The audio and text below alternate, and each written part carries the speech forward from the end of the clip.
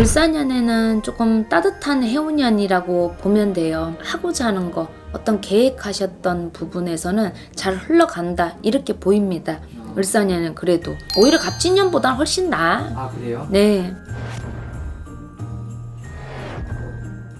안녕하세요. 안녕하세요. 네, 선생님. 이제 2025년 을사년이 또 시작이 됐는데요. 세월이 빠릅니다. 그러니까요. 이번에 한번 질문 드려보려고 하는 게 네. 74년생 네. 이제 52세가 되시는 범띠분들의 2025년 을사년 운세 여쭤보려고 하거든요. 네. 좀 어떻게 흘러갈 것 같으신가요? 갑인생 분들이죠. 이제 이분들 뭐 내 주장도 굉장히 강하고 일에 대한 성과율을 올리려고 하는 그런 욕심도 강하고 성취욕이 강하다 이렇게 볼 수 있지. 근데 이 갑진년에는 뭔가 이렇게 마찰, 부딪힘, 충돌 뭔가 이런 게 조금 많았어. 관제 이렇게 조금 껴서 관제라는 게 어떤 부부간이 될 수도 있고 또 내가 집안에서의 부분은 부부간이 될 수 있고 집 바깥에 대한 부분은 뭐 사고라든지 아주 작고 크고 하는 어떤 부분에 대한 부분으로 이렇게 뭔가 문제 있었던 분들이 조금 많이 상담을 하러 오셨었는데 그래서 2025년도는 어떨까라고 해서 이게 갑인생 분들이 좀 많이 오셨었는데 2025년도도 역시 마찬가지인 게 이분들은 내 원래 타고난 이 성향은 쭉 끌고는 가되 을사년에는 조금 따뜻한 해운년이라고 보면 돼요. 불의 기운이 강하기 때문에 갑인생 분들은 약간 옹골진 게 있어.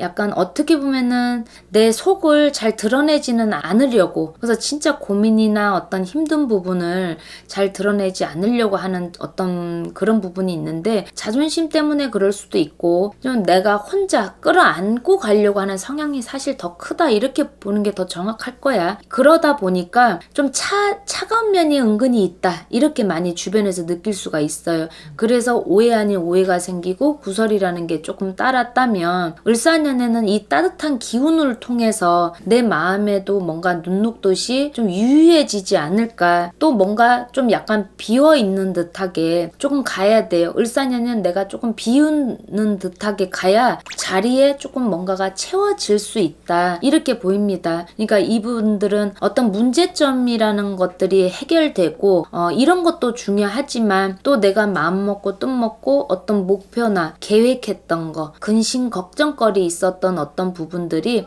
하나씩 해결되는 부분들이 그런 해운년을 내가 맞이한다 할지라도 내 스스로가 어느 정도 비워야 되는 부분은 분명히 있다 이렇게 이해하시면 될 것 같아요. 근데 비운다는 게 마음을 비우는 건 참 쉬운 일은 아니야 사실. 근데 오히려 어떻게 보면 이 사람들한테는 그게 답이다라고 볼 수 있어. 약간 배려하고 참고 좀 비워내고 좀 권위적인 어떤 부분. 이게 여성분들이나 남성분들이나 내가 진도지휘하려고 하고 내 틀에 가두려고 하는 이런 성향이 강하기 때문에 그거를 조금 비운다라는 건 사실 마음을 비운다는 거는 내 성향을 비운다는 거는 사실 쉬운 건 아니에요. 자, 그러면 내가 일상적인 것에서 행을 할 수 있는 게 무엇이냐. 그러면 우리가 예를 들어서 만신이나 스님들이나 이런 분들 같은 경우는 우리가 절을 108배를 하든 육신이 힘들면서 뭔가 비워내는 거를 한단 말이야. 이런 것처럼 뭔가 108배를 하라는 게 아니고 일상에서 내가 청소를 한다든지 내가 바깥에서 어떤 물건들이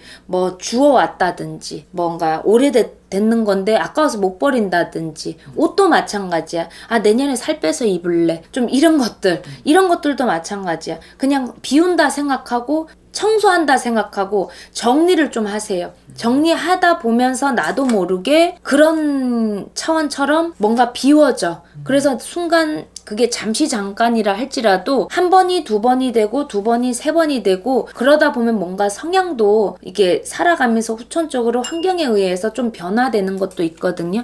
그렇게 해서 조금 비워줄 수가 있어. 이 얘기를 왜 하냐면 부부간의 부분에서 이 갑인생 분들은 마찰이 많아. 이 아무리 상호작용에 의한 뭐 관계지간이라 할지라도 직장 내에서도 마찬가지고 뭔가 대인관계라고 보자면 뭐 어쨌든 이것도 갑을관계라고 볼 수 있죠. 직장에서도 상사가 되거나 윗사람이 되면은. 근데 이런 관계에서도 내가 좀 힘이 드는 거지. 그러니까 마찰이 있고, 왜냐면 나는 뭔가 내 틀이라는 건 있고, 또 그거를 내가 아무리 직장이라 할지라도 무조건 아리가또만 할 수 있는 거는 또 싫고, 그러다 보니 자꾸 부딪힌단 말이지. 그러다 보니 뭔가 구설도 따르고 그러는데, 가정적인 부분에서는 솔직히 참아야 되고 비워야 되는 게 그게 답입니다. 이미 뭐 아예 끝까지 갔다 뭐 이혼해야 한다 뭐 이미 뭐 진행해서 오셨던 분들도 계셨지만 그런 단계 아니라면 비워야 되는 게 가장 정답이다라고 볼 수 있는 거고, 이제 사회에서는 의식주가 해결돼야 되잖아. 돈은 벌어야 되니까 더럽고 치사해도 한마디로 마음이 안 맞아도 뭐 시키면 시킨 대로 까야지 뭐 어떡하겠냐고. 하지만 한 귀로 듣고 한 귀로 흘려야 돼. 그래야 내 신간이 편안하고 내 마음이 편안하다 이렇게 볼 수 있어요. 그래도 2025년도에는 따뜻한 이 불의 기운이 있기 때문에 이 갑인생 분들이 내가 강한 철이었다면 이 철이 조금 녹아내리는, 그래서 내 마음이 조금 유유해질 수밖에 없는 해운년을 맞이했거든.